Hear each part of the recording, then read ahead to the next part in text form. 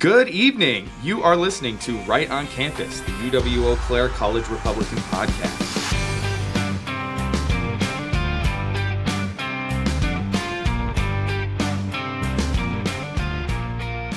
Good evening. You're listening to Right on Campus, the UW-Eau Claire College Republicans podcast. As always, I'm Ryan, the Vice Chair of UWEC College Republicans. We have a great show for you tonight. Tonight, I'll be discussing President Trump's Day 1 executive orders. With that being said, let's get into the story.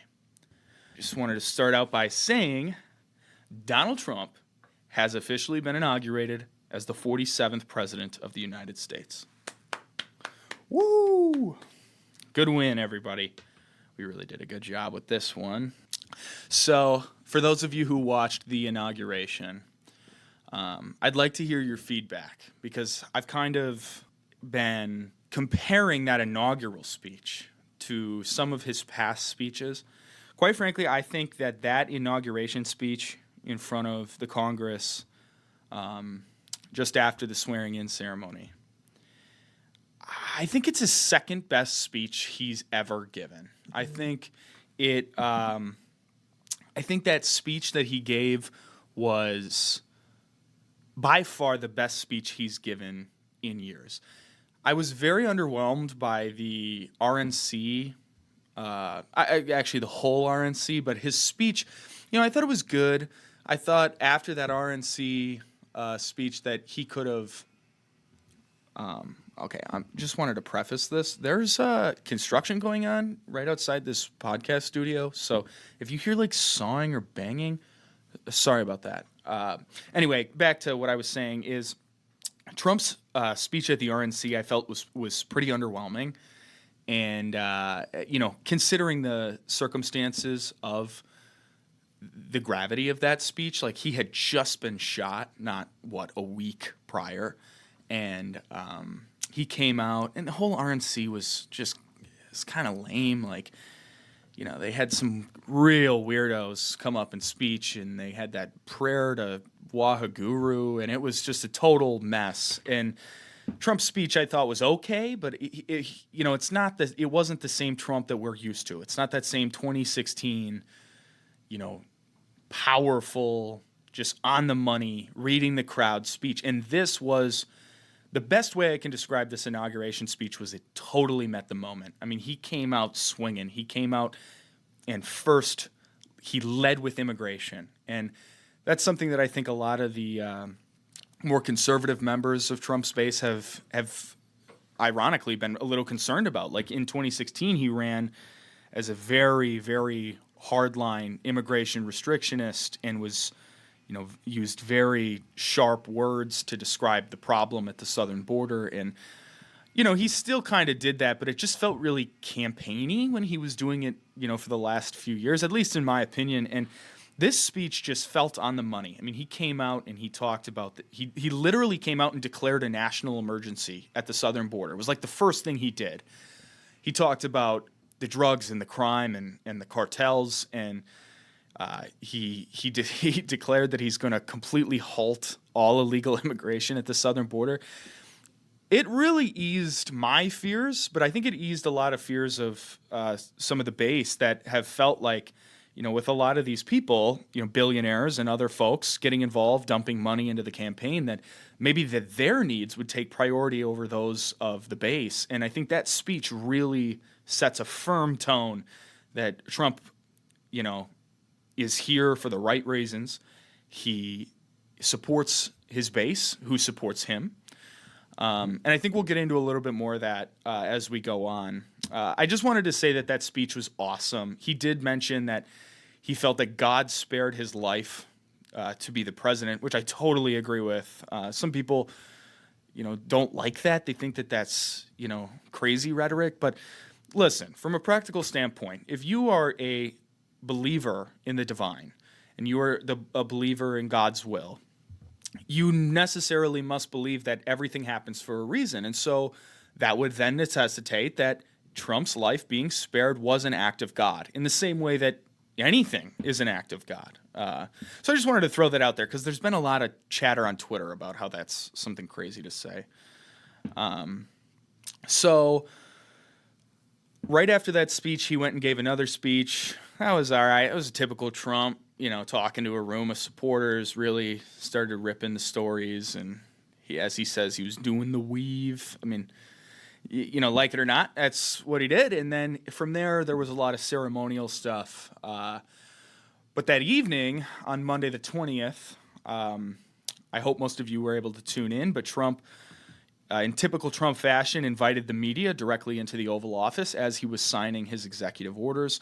It was pretty, honestly, amazing that Trump, our president, is able to sit down, sign executive orders, and speak with hostile media in the Oval Office for 45 minutes? Granted, I think Biden did a few press conferences over the last 4 years, but I think that's one of those things that everybody talks about with Biden is like the guy just never took questions from the press ever. He never took real hostile questions until maybe 2024 when he was, I remember post debate debacle, he came out and did that press conference and they just ripped him to shreds. And like that was the first time in 4 years that I had seen the media even kind of pressure him. And for Trump to come out on day one and sit down and just take these questions from the media, sign the executive orders unapologetically, stand firmly in his conviction that these policy decisions need to be made through the executive pen, I thought was just amazing. I mean, I couldn't be happier about it. So with that preamble out of the way, he then started to sign some executive orders. We're not going to go through all of them. He signed quite a few. I picked out a few that I think are important, and a few I think that are interesting. I'm going to spend maybe little to no time on some of these and then quite a bit of time on some others. So bear with me. We are going to start with the reinstating of the name Mount McKinley. So this has drummed up a lot of controversy. Mount McKinley, little bit of history. So Mount McKinley was named by a guy named William Dickey. He called it Peak Mount McKinley in his support for the then presidential candidate William McKinley. William McKinley is from Ohio, and he later became the 25th president of the United States. So the controversy of this comes in with most things that happen in American history. The Europeans come and they name what they see. They conquer the land and they name the land. And the former name of Mount McKinley was Mount Denali. It was named. The name has changed, as names change, changed through different native tribes, but they settled on then Mount Denali as the traditional name, and to me, this one is just, it doesn't matter a ton, but I mean, it's like, this is great. I'm cool with it. Like, America, we named it. We should probably keep it. Like, I don't have an opinion on President McKinley, but I think this is good. This is fine. Works for me. This is what I mean by we're not going to be spending a ton of time on some of these. But, just a little context, too. President Obama actually was the one who renamed McKinley to Denali. And he caught a lot of flack, but also a lot of support, the same way that this is happening for Trump. This one seems a little inconsequential to me. I think it's just kind of a throwaway one. Same with maybe the next one. I mean, I like it, but we'll talk about it. So the next one was the renaming of the Gulf of Mexico to the Gulf of America. I can't help but laugh. I mean, this is just classic Trump, isn't it? Like, is this the Gulf of Mexico? No, it is now and henceforth shall be known as the Gulf of America. Isn't that just pure? In this very bold move, President Trump renames the Gulf of Mexico to the Gulf of America. Folks are saying that this order is aiming to reinforce national pride and sovereignty, which I love. But it also has sparked some pretty interesting diplomatic tensions between Trump and Claudia Sheinbaum, the president of Mexico. So in a Newsweek article published 2 weeks ago, the Mexican president responded by saying, quote, "The change of the name of the Gulf of Mexico to the Gulf of America should be responded by renaming North America to America Mexicana. Okay. To me, this is just silly. It's just they're seething. They're offended. It's like Trump actually renames it to the Gulf of America, and like people are having a serious discussion about like, okay, this is maybe a serious thing. Maybe we should do that. Why wouldn't we want to have it named the Gulf of America? I mean, the entire continent is North America. The South America, it's all named after the explorer Amerigo Vespucci. Like, it makes sense. It should be Gulf of America. And then Claudia Scheinbaum comes out. She's like, well, we should rename North America America Mexicana. Crickets. It's like, yeah, okay. And this is another one where it's just like, this is just classic Trump. He's just trying to get a rise out of this situation, I think. I mean, I'd be fine with it. I support it. Might as well. Like, we run the hemisphere. We probably should have the ability to rename this stuff if we want to. I mean, that's just my flat out opinion on it. Yeah, I don't see a problem with it. But certainly less consequential than some of the other ones. Now, we're going to move to one of the more consequential ones that is going to be one that everyone's going to need to watch in the coming weeks, months and years. So Trump designated the Mexican drug cartels as foreign terrorist organizations. Now, this is a very, very big deal. Trump's executive order will now classify major drug cartels like the Sinaloa cartel as foreign terrorist organizations. This designation grants the U.S. border authority to combat cartel operations formally.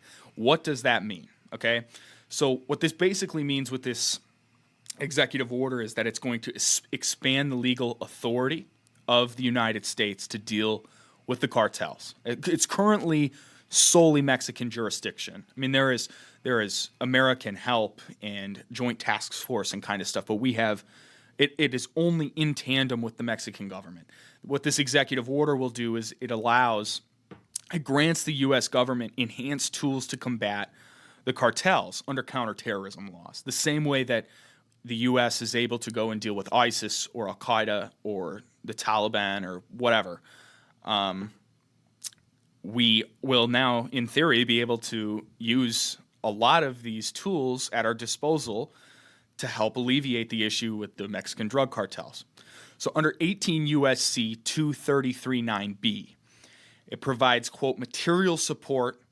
It says providing any, quote, material support to a foreign terrorist organization becomes a federal crime under U.S. law, carrying up to 20 years in prison, meaning any person who were to be found giving any sort of material support to a drug cartel could be extradited and jailed in a federal prison for up to 20 years.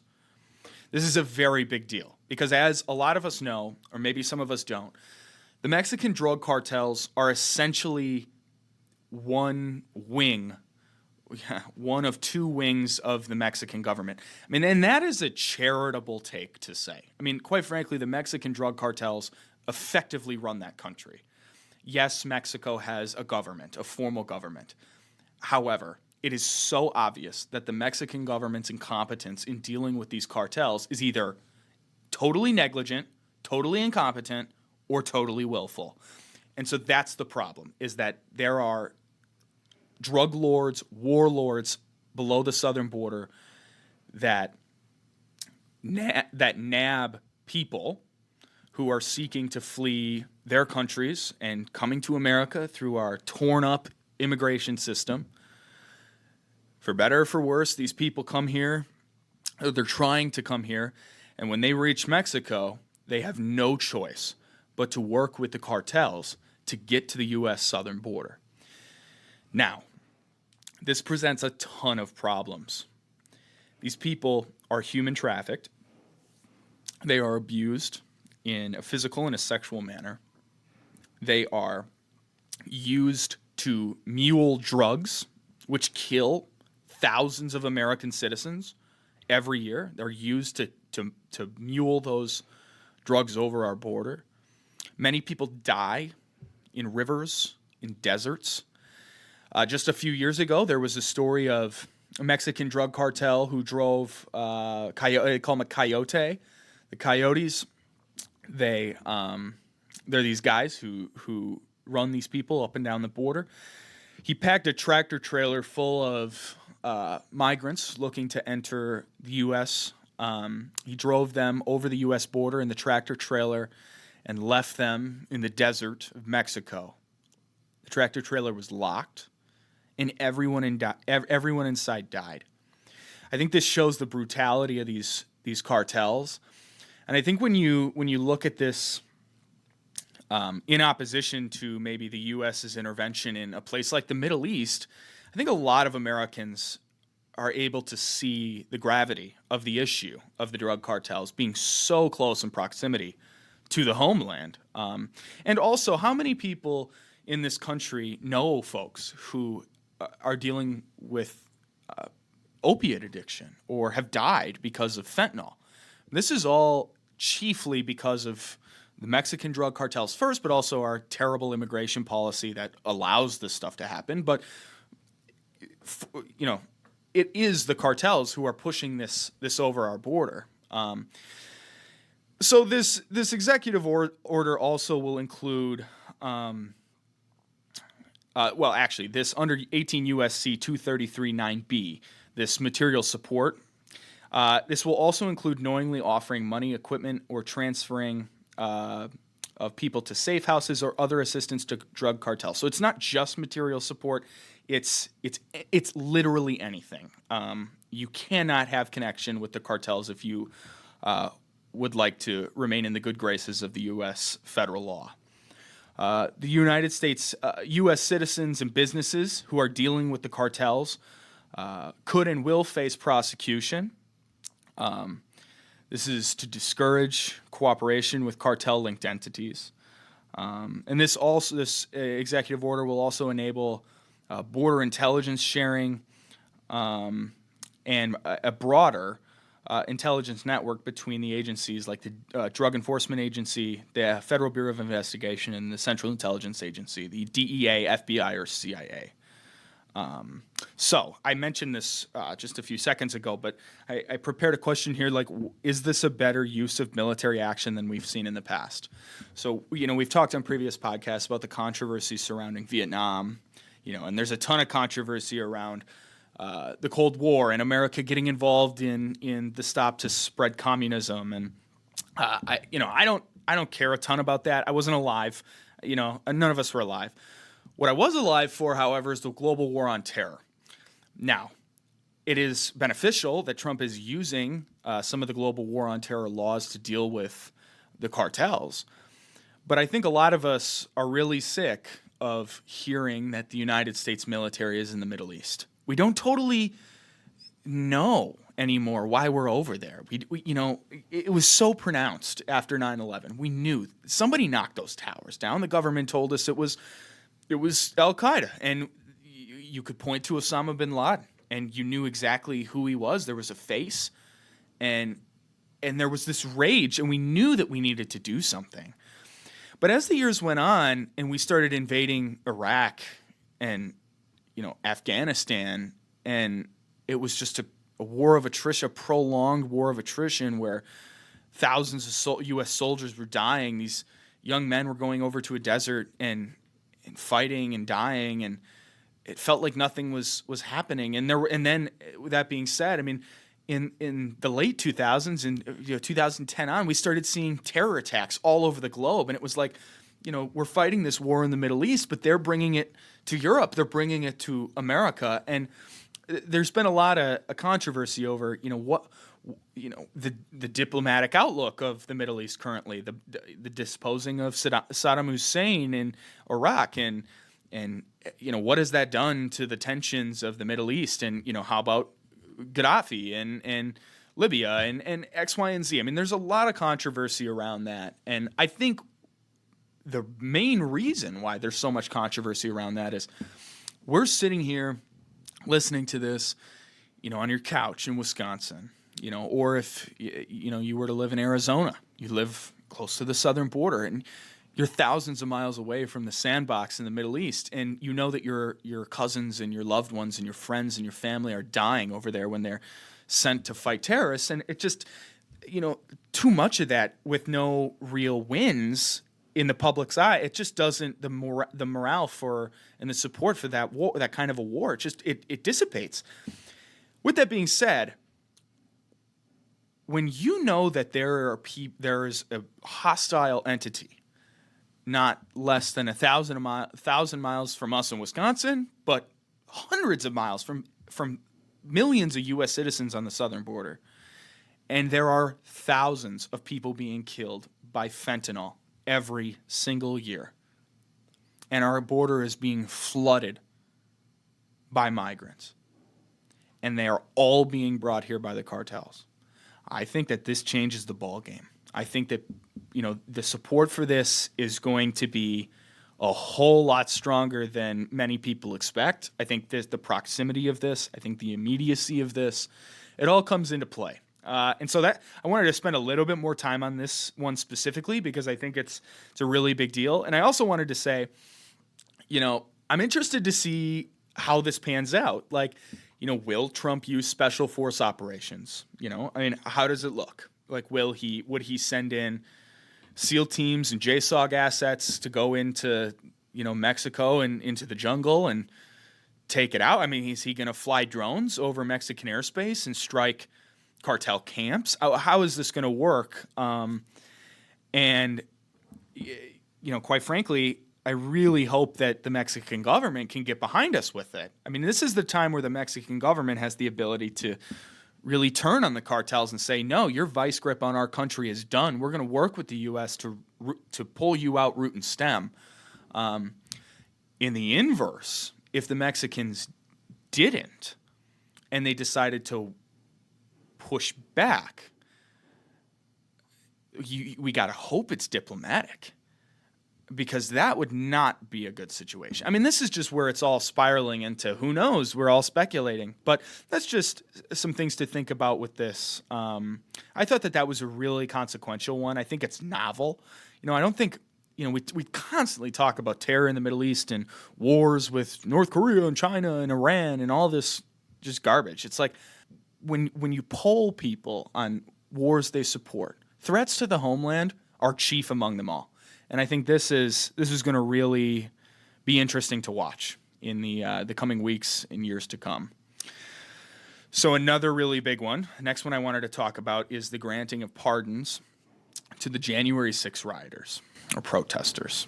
There's a little bit of debate over the semantics used there. So this executive order grants full pardons to individuals convicted in connection with the January 6 Capitol protest. So I wanted to just start by saying, what was January 6th? There's a lot of conflicting and very polar opinions about this. I've done quite a bit of debating in our college Republicans meetings with one of my good friends, Grayson, our former treasurer. He has a very differing opinion on this. Shout out, Grayson. But we're able to have very civil conversations about this. We don't see eye to eye at all on what J6 was and how it should be handled. Someone who, would be a little bit more aggressive on it would say it was an insurrection against the government and they tried to overthrow democracy and all that, From my perspective, what January 6th was it started with a Stop the Steal rally that Trump led. The Stop the Steal rally, if you all remember, in 2020, there were millions of mail-in ballots, unrequested, sent to voters. There were also mass ballot harvesting campaigns, specifically in Democrat cities, to gather as many votes against President Trump as possible. There is no real way of verifying how this all went down, where there was corruption, where there was fraud, considering that majority of these mail-in ballots are coming from blue cities and blue states.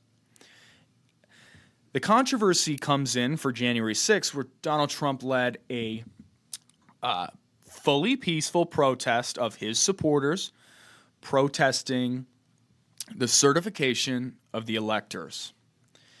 What Donald Trump and what the protesters wanted was a slowing of the process to allow for greater vetting and complete assurance that every ballot cast was cast legally and honestly. What happened then is Donald Trump said, I want you to, and I quote, peacefully and patriotically make your voices heard by marching to the Capitol and protesting the certification of the electors. So the crowd moved to the Capitol building. When the crowd reached the Capitol building, it started to get very, very aggressive. People were getting very, very mad. And this is where there's a lot of fog of war, okay? So there's a lot of videos that the Democrats and the Democrat media have put around of like 15 to maybe at most 100 individuals who kind of started this chaos, this riot, so to speak. They started pushing and shoving with police officers. And the Capitol police officers started to retreat back to the Capitol building. This allowed the front line of the protesters and the rioters to keep pushing and pushing and pushing and pushing. They pushed all the way up to the Capitol building, where then there was a select group of people who started to vandalize the windows and the doors. They were also assaulting police officers. Now, these people and their actions are not okay. We have to say that loudly and unequivocally, that violence against police officers, that vandalism is wrong.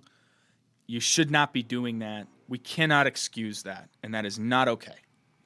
However, what happened after the Capitol was breached by the rioters, the first wave of rioters, was that these protesters who moved from a totally constitutionally protected peaceful protest over to the Capitol building followed the protesters into the Capitol building. There are many cases, almost 1,000 to 1,500 cases of individuals who simply walked into the Capitol building, took photos.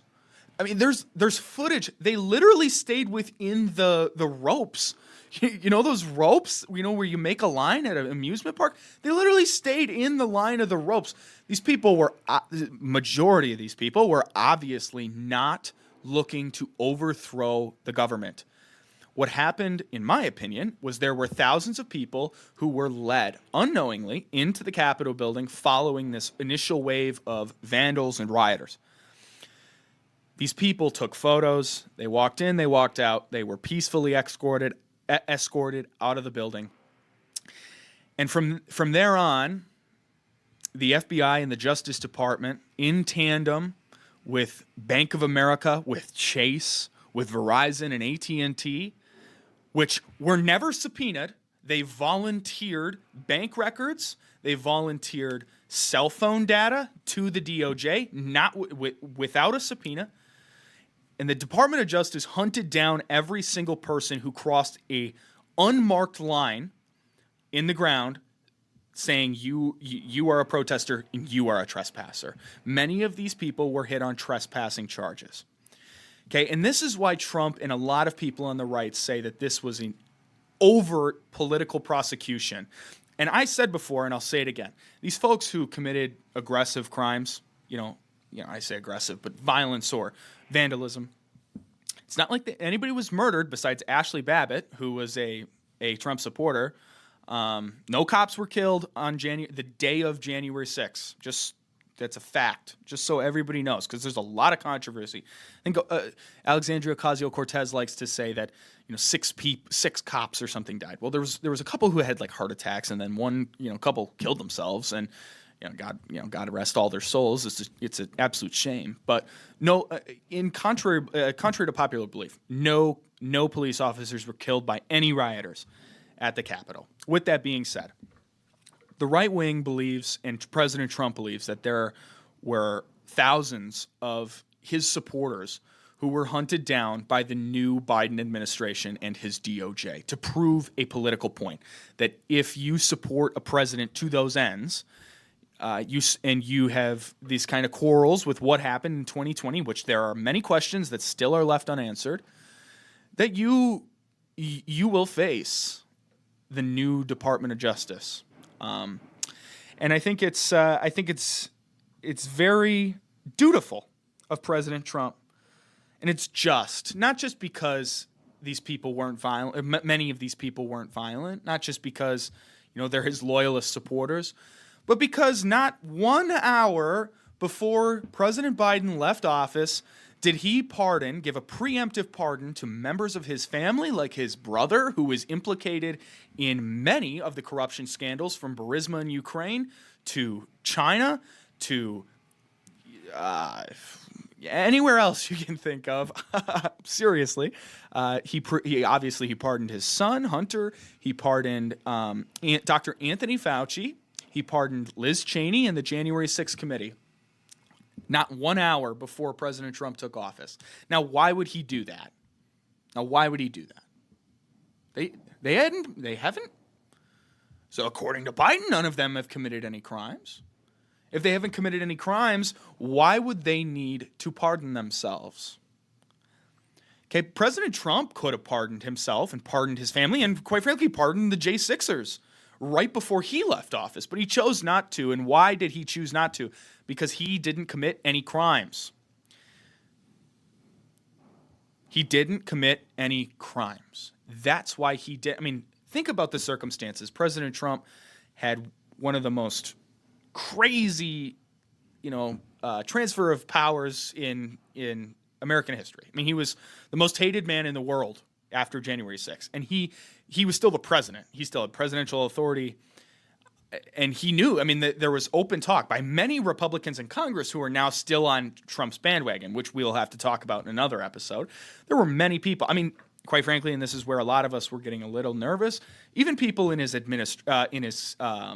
campaign staffers, like Chris LaCivita, one of his senior campaign advisors, literally was liking and retweeting that Trump should be removed from office via the 25th Amendment back in January of 2020, or January of 2021. And I think it says a lot that President Biden preemptively pardoned his crime family and preemptively pardoned Anthony Fauci and the J6 committee. I think that this also sets, Trump said it's what did he say? How did he characterize it? It was like a large, a huge precedent, a huge precedent. No, but I think that Biden really just, excuse my language, but mess some up. This precedent. Trump's going to need to use it. He better use it when 4 years from now, when he's about to leave office. He needs to preemptively pardon every single one of his family members. He needs to start pardoning people in his administration. Yeah, he needs to go nuts. Like, what? What is that, corrupt? Like, the Democrats said Biden did it first. They did it first. They set the precedent. It is okay for a president to do this. And that's why I'm not going to complain. Seriously, I'm very disappointed. I would have liked Anthony Fauci to have been prosecuted. I'm not too keen on the J6 committee. I think I don't really care if they were to have committed crimes. Then yeah, they should be prosecuted for that. But I don't know enough about the J6 committee because I quite frankly never cared. But yeah, Hunter Biden and Jim Biden and Joe Biden, they quite obviously were colluding, taking 10% for the big guy while Joe Biden was the vice president of the United States. Yeah, I think that is treasonous activity, and I am pretty upset about that, but I think we need to check our anger here and recognize what kind of a precedent that Biden has now set moving forward. Okay, that's enough on that one. So this is another big one. So Trump signed an executive order reevaluating the United States foreign aid. So a comprehensive review of U.S. foreign aid has been ordered to prioritize American interests first. Thank God. A total halt on all aid for 90 days. Okay, besides these countries that I'm about to mention, Israel, Egypt, Jordan, and Ukraine. Now, before everybody gets all upset, I got to give a little context for this. So the aid was budgeted by the Congress for Ukraine, and so this is what I've heard, is that because it was done through the legislature, that Trump, through the executive, it's difficult or impossible for him to stop that money from going. I'm not totally sure on that, so don't take my word on that one. However, Israel, Egypt, and Jordan, because of the Camp David Accords, they have to be given their aid or something. So whatever. I mean, I would have liked to have halted all foreign aid to everyone, including Israel, including Egypt, including Jordan, including Ukraine, especially Israel, especially all these other places. Like, I don't think that would, it's a good use of our resources. I think we got a lot of issues here we need to take care of, and quite frankly, everybody can't keep relying on us to be the checkbook. But if all aid to the rest of the moochers is going to be halted for 90 days, shoot, I'll take that. That's fine. I'll take that. Not going to complain. Trying to be more positive, because I've been really nervous about this. Because for me, you got to understand. So I'm a young guy. I'm 22 years old. I'm a young guy. But I was just really getting into politics. I think I was okay, I'm going to show my age here. I know this is going to be kind of crazy, but so I started really getting into politics in 7th grade. So that was 2014 and 2015 for me. And that was when Trump started running. I didn't really know anything about politics, but my 8th grade year, I really got into politics. I fell in love with 2016 Trump. I think a lot of people did. I mean, he was just amazing. He was just so good. And he was funny and quippy and quick and sharp and kind of a belligerent guy. And he would just bully these stupid skin suit politicians that lied to everyone forever. And it was awesome, and it was fresh, and it was new, and it was America first, and it was just great. And then he got elected, and nobody thought he would, besides me. He was the only person in my middle school to pick a near perfect electoral bracket. Shout out Madison Junior High. Anyway, with that being said, Donald Trump staffed his administration with some real losers. The Chris Christies, the Reince Priebuses, Scaramucci. Who did he have as his Secretary of State? You got John Bolton in there. It wasn't good. Let's just say that the first 2.5, 3 years of Trump's first term it sucked. I mean, there just wasn't much going on, and it's also no thanks to Paul Ryan in the Republican House for causing more issues than they needed to. But with that being said, there was a lot of personnel issues in that first administration. It wasn't until COVID, 2020, almost his last year, that he really got it under control. He started getting some real good guys in the personnel office. He had this really awesome dude, and he was able to staff the White House with the correct people. I mean, they were able to tell the generals that we needed to withdraw from the Middle East, from Syria, and from Iraq, even though the generals deliberately disobeyed Trump, the president of the United States, which also is debatably treason. But this time I was nervous. I'm not the biggest Marco Rubio fan. When he was named Secretary of State, I was I mean, he's not a true crazy loyalist. He's not he's not perfect. I guess nobody's perfect, right? And that's what I'm trying to say, is that looks like this time we kind of got a grip on this. And I'm hoping that it stays this way. But yeah, this reevaluating of the United States foreign aid, it's a good first step. I'll say that. So another big one is the America First trade policy. So Trump's executive order will implement trade policies prioritizing American industries and American workers. He's going to implement tariffs and restrictions on foreign imports And this is expected by the Trump campaign and by those who support this to encourage domestic production and domestic manufacturing, which would in turn create jobs for Americans. Trump has warned that the U.S. will impose tariffs on Mexico and Canada, as well as China, Mexico and Canada in the coming days, but as well as China in the near future. These are being used to incentivize both cooperation with U.S. policy, border policy specifically, and to protect the American worker. Man, this is about putting America first.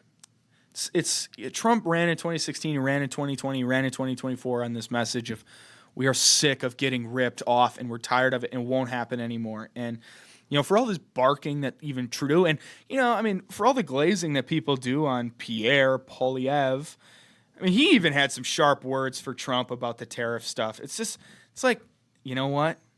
I don't care. Like, just work within the bounds of U.S. law. Don't allow illegal immigrants to just trans over your northern border or your southern border, Canada, over our northern border, and Mexico the same. Also, don't partner with China and rip off our manufacturing plants and bring them over to Mexico and pay people nothing and steal American jobs. It's that simple. It's that simple.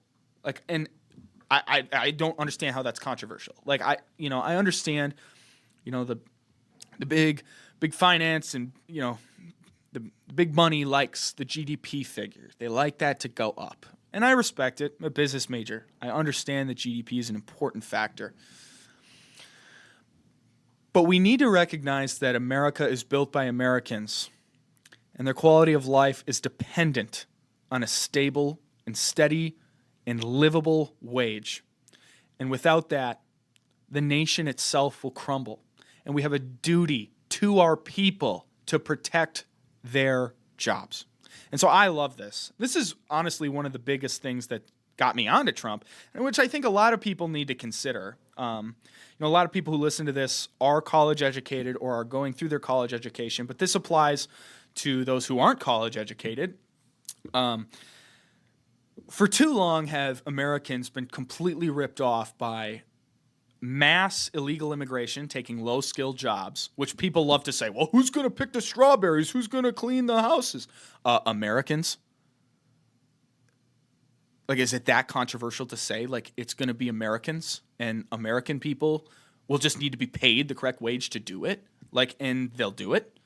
Like, I don't actually think it's a good thing to take someone's job from them and give it to someone who will do it for nothing because they're used to just a terrible quality of living. And same with this H-1B debacle that we will have to get into at some point. But it's like these people are coming over here and they're jumping into Microsoft jobs because they'll literally take like a $58,000 a year wage when it would require like a $75,000 to $90,000 wage for an American to do it. And I just don't think that's just. I don't think that's right.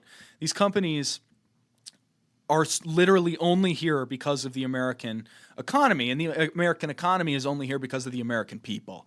And so those people need to be thought of and prioritized first. And so I love this. I love the America First trade policy. It's pro-American worker. It's pro-American industry. It's pro-American manufacturing. I love it. I love every second of it. So I got a long list here, but I'm kind of getting long here. We're almost running out of time.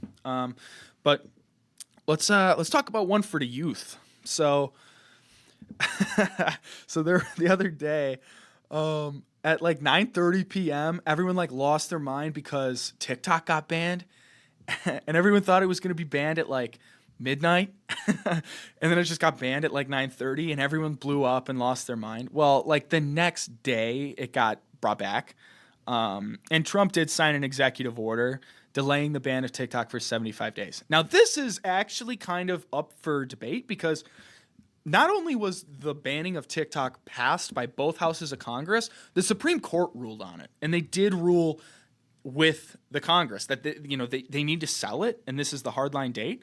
And so just by Trump signing this executive order, I'm interested to see what happens with this. But for now, all the TikTok lovers listening to this, you get your TikTok for 75 more days. So yeah. This is another one. We've talked about this issue quite a bit on the podcast and in our meetings, but Trump signed an executive order saying that only two sexes or genders are recognized by the federal government. An executive order mandates that only male and female will be recognized in federal policies. Yeah, I mean, this is great. It's a good win. I mean, I don't know. It's like, I'm kind of sick of talking about this issue. It's just like, seriously, like, it's men and women, males and females. It's like I hope you can tell that I'm just like a little tired of having to explain that there are two genders. So thanks, Trump, for recognizing that. It only took us 250 years to figure that one out, but whatever. Anyway, moving on. So Trump signed an executive order pulling the U.S. from the Paris Climate Agreement. President Trump formally withdrew the U.S. from the Paris Climate Agreement. His administration believes that the agreement placed an undue burden on American industry. They've got all these regulations for CO2 and all that junk. This is another one of these issues where it's like, I'm a little torn. Like, I feel like it's difficult to deny that human influence certainly looks like it's having an impact on the climate. But I will say it is quite literally impossible to, one, reverse, and two, to stop. Want to know why? Because the top polluters are China and India. So if you get rid of gas-powered cars in America, in Europe, but they're literally burning rubber in Africa, and like they have a giant field in Kuwait full of tires that's just constantly burning and emitting smog into the atmosphere in China. Just literally people wear ventilator masks because they are K95 masks because they can't breathe this smog. And India is pollution and you can't drink out of any rivers. It's like, yeah, I don't really see how us banning gas-powered cars is really going to do anything but set us back. It's not like we're going to, and if we were to make a change, it's going to be marginal. And so, I don't know. My opinion on that whole climate issue is just we should be looking for ways to adapt. If we seriously think that the sea levels are going to rise and flood everyone, which, I don't know. I mean, Plymouth Rock, what was it, 16 whatever, still not underwater. So, and that's been it's been 400 plus years or more. Like, I don't know. So, and if the sea levels are rising, they're not rising very fast. But, yeah, so Paris Climate Agreement, it's just like, this is just kind of silly, in my opinion. Like, but Obama put us in it. Trump pulled us out. Biden put us in it. Trump pulled us out. When we get President Gavin Newsom, he's going to put us in it. When we get President J.D. Vance, he's going to pull us out. It's like, whatever. Like, okay, fine. Sounds good. I'm cool with it, though. I support it, but it's not as consequential as some of these other ones. Now, we're going to get to a big one here. Really, I'm almost at 50 minutes here. Holy smokes. Sorry about this. This is a long one. I mean, this is an important one, right? Like, we got to talk about this. This is for day one of the first 100 days of the new Trump admin. So we're gonna have a good podcast here. So we've got the deployment. Trump declared a national emergency at the southern border. I kind of talked about this at the beginning.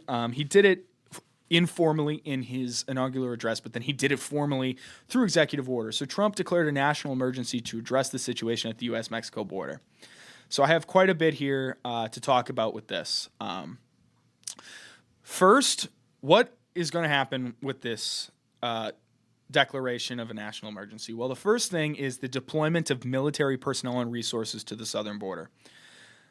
The Secretary of Defense has been incited to deploy armed forces, including the Ready Reserve and the National Guard, to the southern border to support the Department of Homeland Security in achieving full operational control of the U.S. southern border. providing a detention space, transportation, and logistical support to law enforcement. The second is the construction of additional physical barriers. So the immediate action will be to build additional barriers on the border. Trump in his first admin, we love to talk about the wall. It's kind of a wall. It's kind of like an 18-foot bollard fence, but it's a barrier, so we'll take it. They're going to continue construction, and we should see more of that being built. I really wish we could just build it all as fast as we can. But it also says coordinations with state governors who are willing to assist. So Ron DeSantis from Florida, Greg Abbott from Texas. These are two notable ones that have said that they're willing to assist. Another big one is the use of unmanned aerial systems. So these are, drones. These drones are going to be used by the Department of Transportation and the FCC.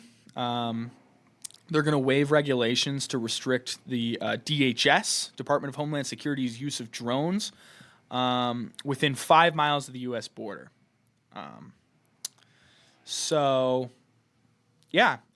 And then the biggest thing is it revokes Biden's Proclamation 1014-2 of 2021, which terminated the previous border emergency and halted all border wall construction. So Trump has, this also will reinstate the Remain in Mexico policy, which was instrumental in bringing down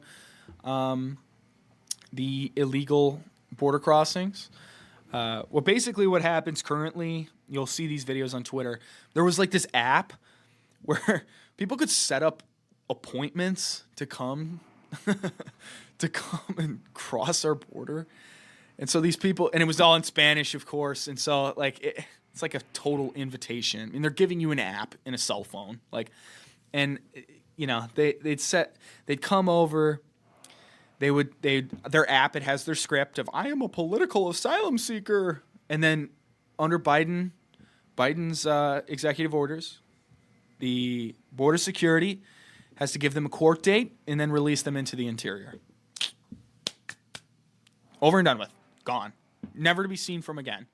Never to go to their court date ever in any circumstance. Literally, I don't know anything about this, the truth about this, but I'm gonna say, for a fact, no one's going to their court date. You get let into the interior, you're never going to your court date. So, basically the Remain in Mexico policy is just going to say that when you come to the southern border, the U.S. Border Patrol will give you your court date for your asylum claim, which may be 10 years in the future, but you are not allowed to come into the country until your court date. So you're going to have to remain in Mexico. I love it. This is the kind of stuff that we needed day 1 of 2016, and we didn't get until year 3.5 of 2016. Year 4, the 2016 administration. And we're going to get day 1 of the 2024 Trump administration. So I think there's a lot of good to come here.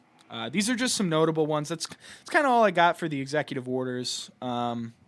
I know I've been a little all over the place today. I'm doing this by myself. It's my first time ever recording a podcast by myself. So thanks for bearing with me. I'm really excited to have everyone back at our first meeting, which is Monday, January 27th. I really hope to see everyone there.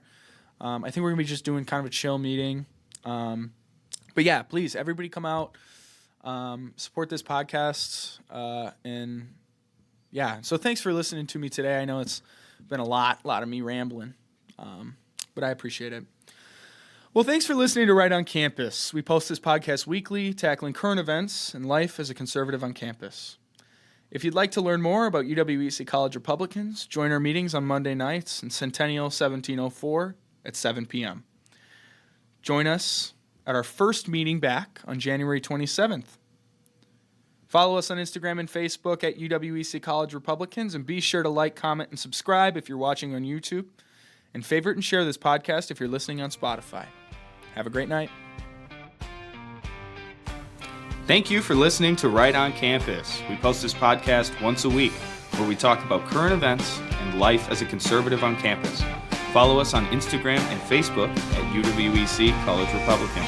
Have a great night and see you next time.